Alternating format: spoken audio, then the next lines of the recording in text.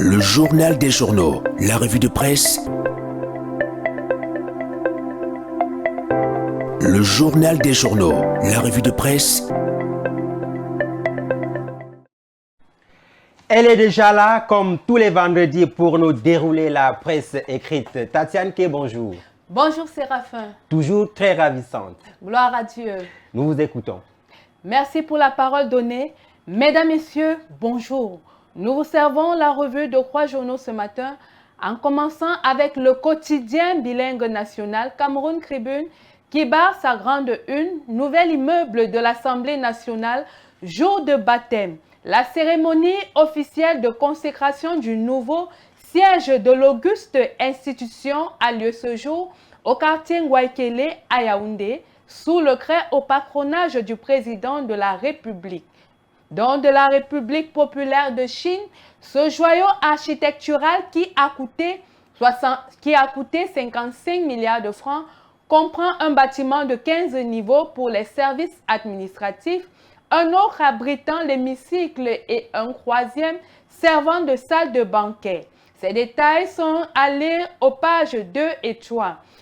En pied de une, Yaoundé s'opourait d'un produit toxique, il meurt.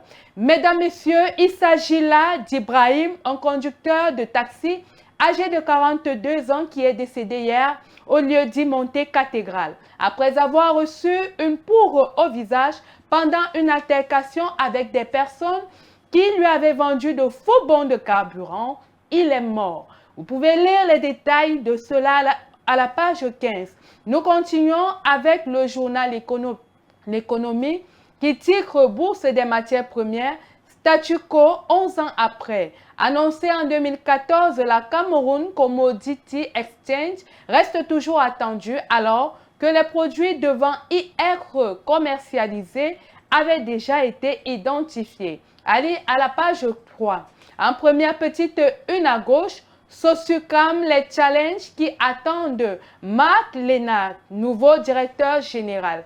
Le Français qui, depuis juillet 2024, était à la tête de la société Le Grand Moulin du Cameroun, en abrégé SGMC, filiale meunière du groupe Somdia, a été nommé lors du conseil d'administration tenu le 9 avril dernier à Yaoundé.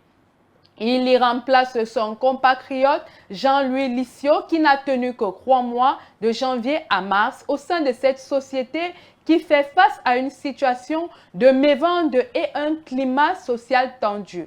Nous terminons avec le quotidien Info Plus Santé qui nous parle de paludisme. À ce propos, le docteur Patrick Ngou déclare « Le paludisme peut rendre un enfant autiste ». Ceci à l'occasion de la journée mondiale de lutte contre le paludisme. Dans une interview exclusive, le pédiatre identifie sans complaisance les conséquences d'un paludisme diagnostiqué et traité tardivement chez un enfant et invite par ce fait les parents à se rendre immédiatement dans une formation sanitaire dès l'apparition des premiers symptômes de fièvre chez un enfant.